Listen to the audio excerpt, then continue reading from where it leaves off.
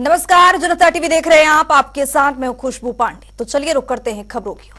प्रदेश में राष्ट्रीय युवा दिवस के मौके पर कार्यक्रम का आयोजन किया गया है। कार्यक्रम में मुख्यमंत्री पुष्कर सिंह धामी ने शिरकत की है। राष्ट्रीय युवा दिवस की सीएम धामी ने युवाओं को शुभकामनाएं दी है। इस दौरान सीएम धामी ने प्रदेश में बेहतर काम करने वाले महिला मंगल दल और युवा मंगल दल को स्वामी विवेकानंद पुरस्कार से सम्मानित भी किया है। बता दें कि कार्यक्रम को आयोजन युवा एवं प्राकृतिक रक्षक दल की ओर से किया गया है। इस दौरान सीएम धामी ने संबोधित किया है और कहा है कि युवा दिवस हम सबको प्रण दिलाता है कि स्वामी विवेकानंद जी ने बहुत कम उम्र में धर्म की विजेता को आगे ले जाने का काम किया था। साथ ही सीएम धामी ने संबोधन में G20 का भी यहाँ पर जिक्र किया है। इन सभी पर ध्यान देना है, उसमें भी हमारे युवा नौजवानों को हर स्थान पर अपने अपने स्थानों पर प्रतिभा करना है।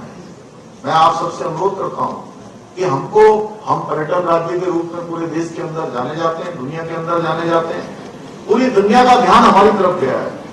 तो स्वच्छता को भी हमने प्राथमिकता देनी है। सरकार भी इस दिशा में काम कर रही है, आप सबको भी उस दिन काम करना है जहाँ स्वच्छ उत्तराखंड बनाना है। और उस दिन हमें क्या दीपोत्सव भी मनाना है। मनाएंगे ना दीपोत्सव सब लोग? अरे इतनी कम आवाज क्यों आ रही है? बहुत अच्छे से मनाएंगे। मेरे युवा मित्रों, मैं आपको विश्वास दिलाना चाहता हूं कि हमारी सरकार युवाओं के चहुमुखी विकास के लिए, उनकी उन्नति के लिए संपूर्ण रूप से प्रतिबद्ध है, क्योंकि हमने युवाओं और उनकी जो प्रतिभा है उन पर हमें पूरा भरोसा है। अयोध्या में राम मंदिर प्राण प्रतिष्ठा समारोह से पहले मुख्यमंत्री आवास में अक्षत वितरण टोली पहुंची। इस टोली के सदस्यों की ओर से यहां पर पूजित अक्षत राम मंदिर का चित्र और निमंत्रण पत्रक मुख्यमंत्री पुष्कर सिंह धामी की भेंट किए गए। इस मौके पर मुख्यमंत्री ने कहा कि भगवान राम आगामी 22 जनवरी को अयोध्या धाम में बन रहे 90 दिव्य मंदिर में विराजमान होंगे, जिसके तहत पूरे देश में धूमधाम से अक्षत कलश यात्रा संचालित की जा रही है। सीएम ने कहा कि 22 जनवरी को हम सब प्रभु रामलला को भव्य मंदिर में विराजमान होते हुए देखेंगे।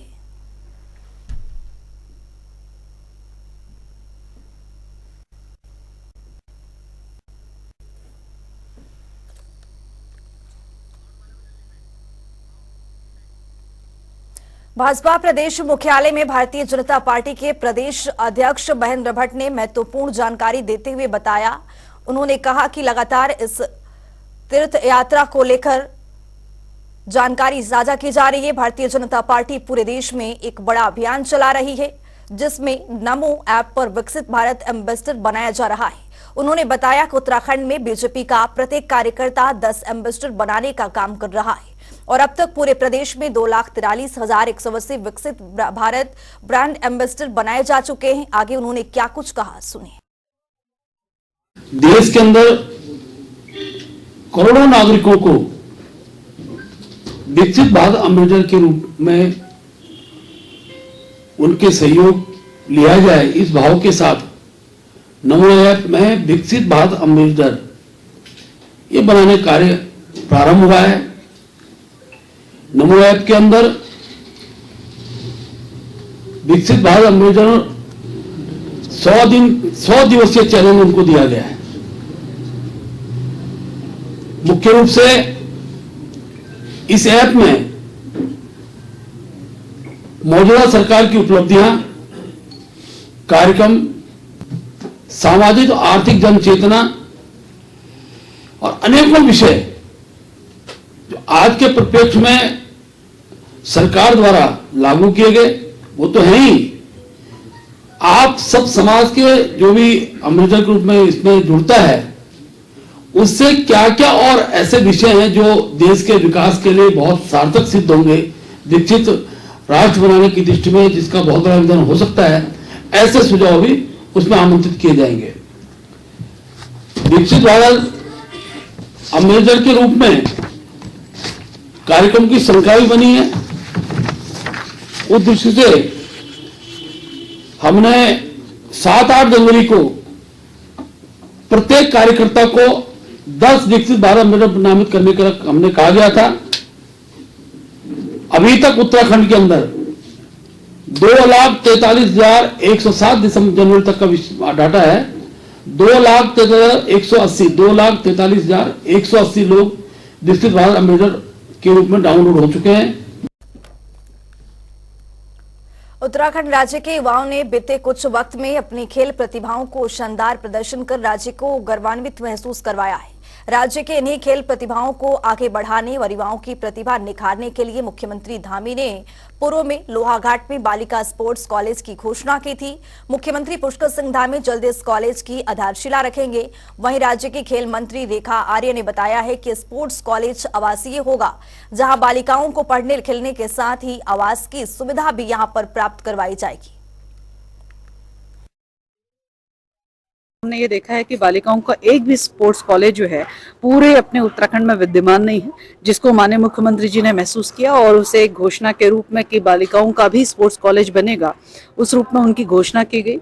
और मुझे कहते हुए और आप सबको बताते हुए बेहद प्रसन्नता है कि अपने प्रदेश का पहला बालिका स्पोर्ट्स कॉलेज जो है वह लोहाघाट में बनेगा। लोहाघाट में भूमि का हस्तांतरण की कार्रवाई भी हो गई है।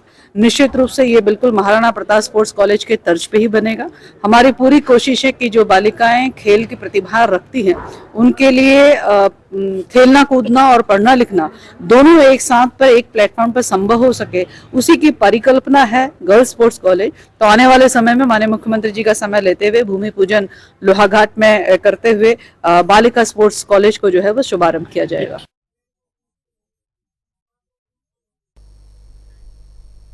हरिद्वार में जिला पूर्ति विभाग अब राशन की दुकानों पर शिकंजा कसने की तैयारी में जुट गया है। परिवार के मृतक सदस्यों का राशन देने वाले राशन डीलर के खिलाफ भी अब सख्त कार्रवाई की जा सकती है। जिला पूर्ति विभाग ने इस बात पर सभी परिवारों की घोषणा पत्र देने के आदेश दिए हैं।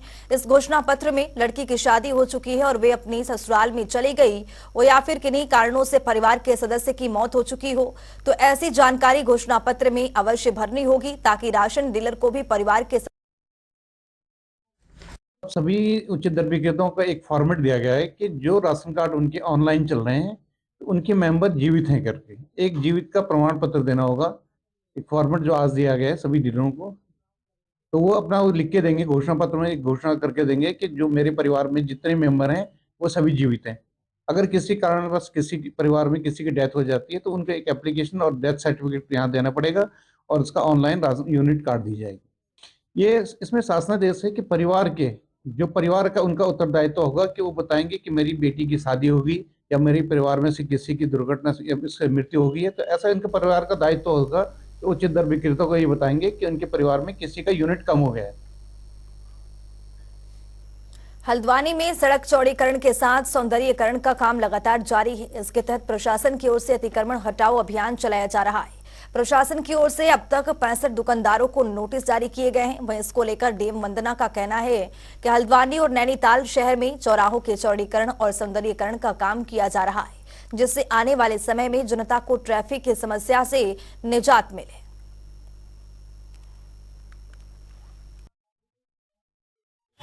जो ट्रैफिक जाम का इशू है उसमें हम लोगों ने एक स्टडी कराई थी रोड सेफ्टी कमेटी के माध्यम से भी, और जो एडीबी के अंतर्गत कॉम्प्रिहेंसिव मोबिलिटी प्लान बन रहा है हल्द्वानी शहर के लिए, उसके अंतर्गत भी कंसल्टेंट के माध्यम से एक स्टडी कराई गई थी। तो काफ़ी सारे बॉटलनेक्स हमारी जो महत्वपूर्ण सड़कें हैं उनमें निकल कर आए, जिसमें सड़क की जो मूल लंबाई है वो अलग अलग स्थानों, चौड़ाई है वो अलग अलग स्थानों पर अलग अलग जो है दिखाई दे रही है। कुछ जगह संकरा है, कुछ जगह चौड़ा है।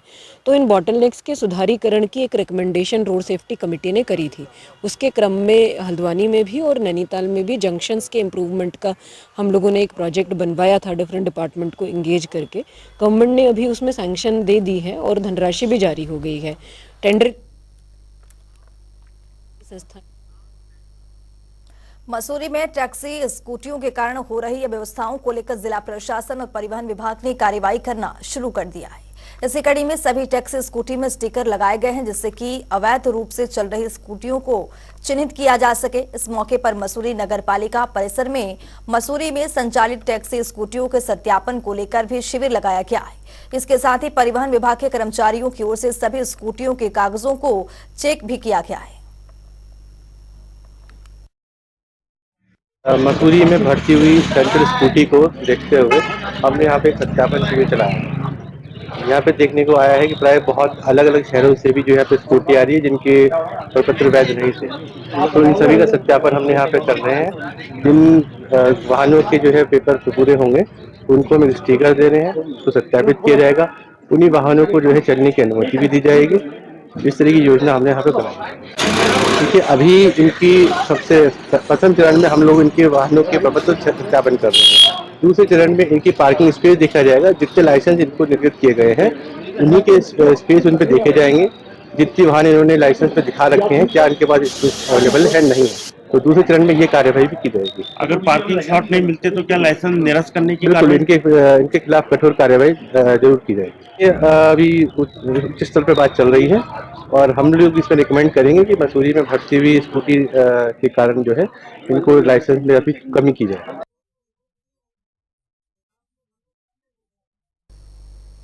प्रदेश में कड़ाके की ठंड का कहर जारी। वहीं ठंड से बचाव के लिए एसएसपी ने 17 थानों के 500 से अधिक ग्राम प्रहरियों को पुलिस हेडक्वार्टर से आई गरम कैंप बांटी गई है।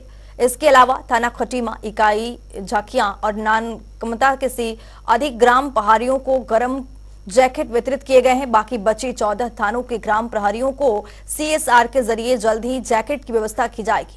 वहीं इस पर एसएसपी मंजूनाथ टीसी ने बताया है कि जनपद के 17 थानों में 512 ग्राम प्रहरी तैनात हैं, जो अपराध को रोकने के लिए पुलिस प्रशासन का सहयोग करते हैं।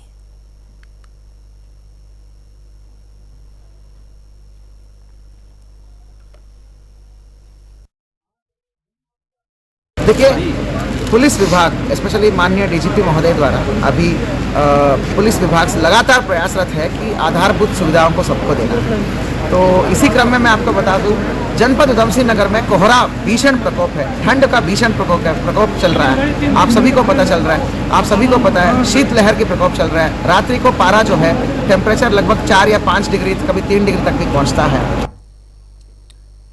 अयोध्या में 22 जनवरी को होने वाले प्राण प्रतिष्ठा कार्यक्रम में कांग्रेस के दिग्गज नेता नहीं जाएंगे। कांग्रेस अध्यक्ष मल्लिकार्जुन खड़गे, सांसद सोनिया गांधी और अधीर रंजन चौधरी ने कार्यक्रम में जाने के निमंत्रण को स्वीकार कर दिया है। कांग्रेस की ओर से राम मंदिर के कार्यक्रम को बीजेपी और आरएसएस का इवेंट बताकर इन नेताओं के न जाने के फैसले को सही ठहराया गया है। तो वहीं भाजपा ने कहा है कि कांग्रेस के बड़े नेताओं ने राम मंदिर प्राण प्रतिष्ठा का न्योता ठुकराकर ये साबित कर दिया है कि कांग्रेस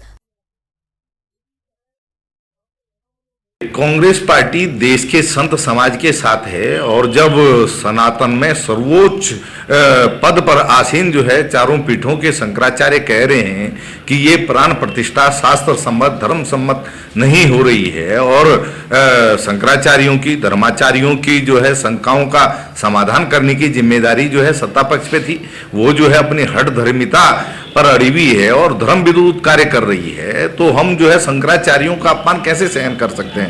कांग्रेस पार्टी शंकराचार्यों का जो भी आदेश होगा, धर्माचार्यों का जो भी आदेश होगा और जो शास्त्र सम्मत कार्य होगा, निश्चित तौर पर सदैव उसके साथ खड़ी रही है। निश्चित रूप से 22 तारीख का दिन हमारे देश के लिए नहीं, विश्व के लिए भी एक ऐतिहासिक दिन और गौरवमय दिन होने वाला है, क्योंकि 550 साल बाद भगवान राम अपने मंदिर में प्रवेश कर रहे हैं। तो निश्चित रूप से ये ऐतिहासिक पल के हर कोई गवाह बनना चाहेंगे।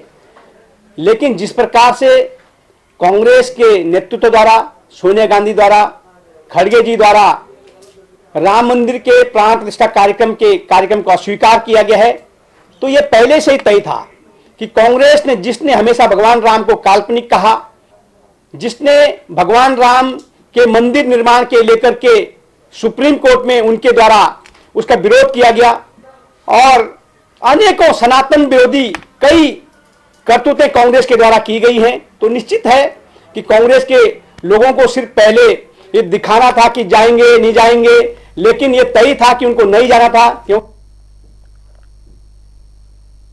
देहरादून पुलिस मुख्यालय में रेलवे सुरक्षा व्यवस्था समिति की बैठक हुई है। इस दौरान कार्यवाहक पुलिस महानिदेशक अभिनव कुमार ने कहा है कि ट्रेनों पर पत्थरबाजी के इलाकों को चिन्हित किया जाना चाहिए ताकि इन स्थानों को सीसीटीवी कैमरे से कवर किया जा सके।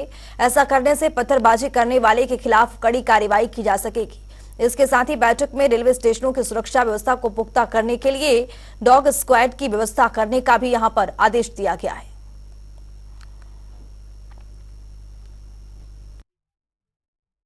ये राज्य रेलवे सुरक्षा समिति की जो है एक सालाना बैठक होती है। तो इस साल की बैठक जो है वो पुलिस मुख्यालय में की गई, जिसमें हमारे यहाँ 2 सेक्टर जो है रेलवे के, एक नॉर्दर्न सेक्टर और नॉर्थ ईस्ट रेलवे सेक्टर। तो इस तरह जो ये हमारा देहरादून सेक्टर जो पूरा आता है, देहरादून, हरिद्वार और ये जो सेक्टर आता है ये नॉर्दर्न रेलवे में आता है, और उस तरह जो काठगोदाम और जो टनकपुर वो जो सेक्टर आता है नॉर्थ ईस्ट रेलवे सेक्टर में आता है। तो दोनों जो है सेक्टर्स के जो है उच्च अधिकारी रेलवे के कल पुलिस मुख्यालय में हमने समन्वय बैठक करी, जिसमें सुरक्षा से रिलेटेड आरपीएफ के भी आए थे और एडमिन से रिलेटेड जो है वो उनके मंडल अधिकारी भी आए थे। तो रुक करेंगे 2:10 की ओर। प्रदेश की बेटी मोनिका ने किया प्रदेश का नाम रोशन, क्वींस ऑफ एंटरप्रेन्योर वुमेन का जीता खिताब, महिलाओं को आत्मनिर्भर बनाने के लिए मिले अवार्ड। उधम सिंह नगर में एसएसपी मंजुनाथ टीसी की पहल, 500 से अधिक ग्राम प्रहरियों को बांटी जैकेट, अपराध रोकने में पुलिस को करते हैं सहायता। हल्द्वानी में पुलिस का अतिक्रमण हटाओ अभियान जारी, 65 दुकानदारों को नोटिस हुआ जारी, शहर सौंदर्यीकरण का हो रहा काम। गदरपुर में उत्तरायणी मेले का शुभारंभ वॉलीबॉल प्रतियोगिता से हुआ, मेले का आगाज स्थानीय विधायक भी रहे मौजूद। रेलवे सुरक्षा व्यवस्था समिति की बैठक, तमाम मुद्दों पर हुई बातचीत, पुलिस महानिदेशक ने कई आदेश किए जारी। गणतंत्र दिवस परेड में विकसित उत्तराखंड की झांकी पर कांग्रेस का तंज, प्रदेश में आए दिन हो रही घटनाओं का हवाला देते हुए कहा, प्याद के बीच कैसे होगा विकसित प्रदेश का प्रदर्शन। लोकसभा चुनाव के मद्देनजर बीजेपी का गांव चलो अभियान, बीजेपी नेता गांव में करेंगे प्रवास, गांव की समस्याओं का किया जाएगा दूर। रुद्रपुर के दिनेशपुर गांव में तेंदुए का आतंक, ग्रामीणों में भय का माहौल, पालतू जानवरों को तेंदुआ बना रहा अपना निवाला। रामनगर से शंकरपुर तक 2 लेन का बनेगा हाईवे, जल्द होगा निर्माण कार्य शुरू, पहाड़ों की यात्रा होगी सुगम। प्रदेश में शीतलहर जारी, कोहरे और कड़ाके की ठंड से लोगों का बुरा हाल, लगातार लुढ़क रहा है पारा।